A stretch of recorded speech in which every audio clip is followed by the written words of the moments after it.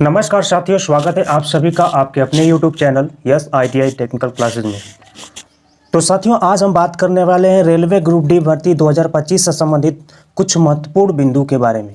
जैसा कि आपको पता है कि रेलवे के द्वारा रेलवे ग्रुप डी भर्ती का फॉर्म फिलअप हो रहा है और साथ ही डेट भी बढ़ा दी गई है। जैसा कि आपको पता है कि पहले 22 फरवरी थी, अब डेट बढ़ा करके 1 मार्च कर दिया गया है। आपको बता दें कि बहुत सारे साथियों के कमेंट आ रहे थे कि सर हमें कलर विजन है तो क्या हम ग्रुप डी का फॉर्म भर सकते हैं कि नहीं, जो फॉर्म इस समय आया है उसमें हम फॉर्म अप्लाई कर सकते हैं कि नहीं। तो आज की वीडियो में हम इसी टॉपिक पे बात करने वाले हैं। वीडियो में आगे बढ़ें इससे पहले यदि आप चैनल पे नए हैं तो चैनल को सब्सक्राइब कर दीजिए और बेल आइकन प्रेस करके ऑल पे क्लिक कर दीजिए, क्योंकि इसी तरह की वीडियो इस चैनल के माध्यम से आप तक पहुंचाई जाती है। और एक हमारा टेलीग्राम चैनल है जिसका लिंक डिस्क्रिप्शन बॉक्स में दिया गया है, उसे आप लोग ज्वाइन कर लीजिए। अब चलिए दोस्तों, अब आगे बढ़ते हैं अपने टॉपिक पे और बात करते हैं कि इस समय जो रेलवे ग्रुप डी की वैकेंसी आई हुई है और जिनको कलर विजन है, क्या वो फॉर्म भर सकते हैं कि नहीं। सबसे पहला यही सवाल है। तो बिल्कुल आप फॉर्म भर सकते हैं, बेहिचक फॉर्म भरिए। अब आपको बता देता हूँ कि रेलवे के अंदर बहुत सारे मेडिकल स्टैंडर्ड होते हैं। कुछ ऐसे मेडिकल मानक होते हैं जिसमें जिन्हें कलर विजन है वो उस पद के लिए फॉर्म भर सकते हैं।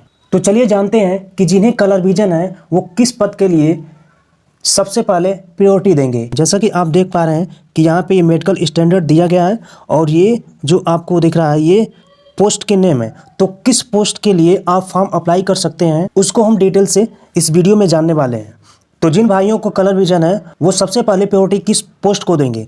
तो आपको बता दें कि B2, C1 और C2 इस 3 मेडिकल स्टैंडर्ड में कलर विजन चेकअप नहीं होता है।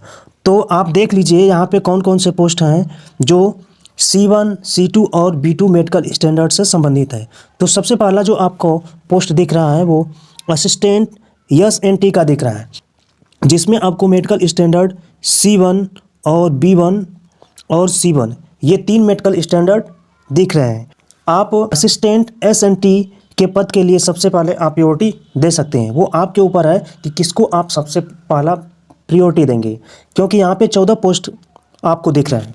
इसके बाद दूसरा जो पोस्ट है असिस्टेंट वर्कशॉप, तो इसमें आप देख पा रहे हैं कि मेडिकल स्टैंडर्ड C1 है, तो इसको भी आप प्रायोरिटी दे सकते हैं। 1 नंबर 2 नंबर पे आप कर सकते हैं। इसके बाद तीसरा जो आपका पोस्ट है असिस्टेंट ब्रिज, तो यहाँ पे आप देख रहे हैं कि B1 मेडिकल स्टैंडर्ड है, तो इसको आप लास्ट में डालिएगा, ठीक है। इसके बाद यहाँ पे असिस्टेंट कैरेज एंड वैगन पद है जिसमें B1 मेडिकल स्टैंडर्ड है, तो इसको भी आप लास्ट में डालिएगा। इसके बाद असिस्टेंट लोको सैट डीजल, यहाँ भी B1 मेडिकल स्टैंडर्ड है, तो इसको भी आपको लास्ट में डालना है।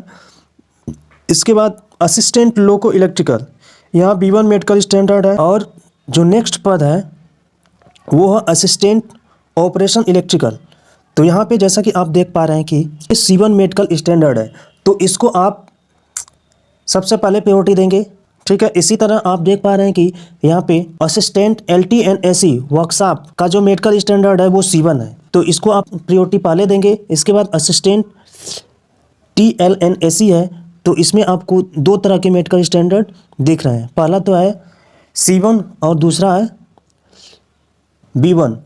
तो C1 B1 दोनों हैं, तो आप इसको भी प्रायोरिटी दे सकते हैं क्योंकि B1 मेडिकल स्टैंडर्ड इसमें शामिल है। अगला पोस्ट है असिस्टेंट ट्रैक मशीन, तो असिस्टेंट ट्रैक मशीन का आप देख पा रहे हैं कि मेडिकल स्टैंडर्ड A3 है, तो इसको सबसे लास्ट में डालिएगा क्योंकि A3 मेडिकल स्टैंडर्ड होता है, इसमें कलर विजन चेक होता है और B1 मेडिकल स्टैंडर्ड में भी कलर विजन चेक होता है। वहीं असिस्टेंट TRD में B1 मेडिकल स्टैंडर्ड है, तो इसको लास्ट में डालेगा। वहीं आप देख रहे हैं कि अपॉइंटमेंट B जो पद है उसमें A2 मेडिकल स्टैंडर्ड है, तो इसको भी आप क्या करिएगा लास्ट में डालिएगा। ट्रैक मेंटेनर, इसमें B1 मेडिकल स्टैंडर्ड है, तो आपको ये बात ध्यान रखनी है। B2, C1 और C2 मेडिकल स्टैंडर्ड के जितने भी पद हैं उसको सबसे पहले प्रायोरिटी दीजिएगा। इसके बाद अन्य जो पद हैं उसको बाद में प्रायोरिटी दीजिएगा, ठीक है। आप किसी भी जोन से फॉर्म भर सकते हैं, लेकिन आपको मेडिकल स्टैंडर्ड देखना है और उसी के अनुसार आपको पद की प्रायोरिटी देनी है, ठीक है। तो आशा करता हूं कि आप लोग समझ चुके होंगे कि किस पद की प्रायोरिटी पहले देनी है और किस पद की प्रायोरिटी बाद में देनी है। यदि अभी भी कोई डाउट है तो आप कमेंट बॉक्स में कमेंट करके आप कोई भी प्रश्न पूछ सकते हैं। चैनल पे नए हैं तो चैनल को सब्सक्राइब कर दीजिए, बेल आइकन प्रेस करके ऑल पे क्लिक कर दीजिए, क्योंकि इसी तरह की वीडियो इस चैनल के माध्यम से आप तक पहुंचाई जाती है। वीडियो को लाइक शेयर करना ना भूलिए। वीडियो में अंत तक बने रहने के लिए धन्यवाद। जय हिंद।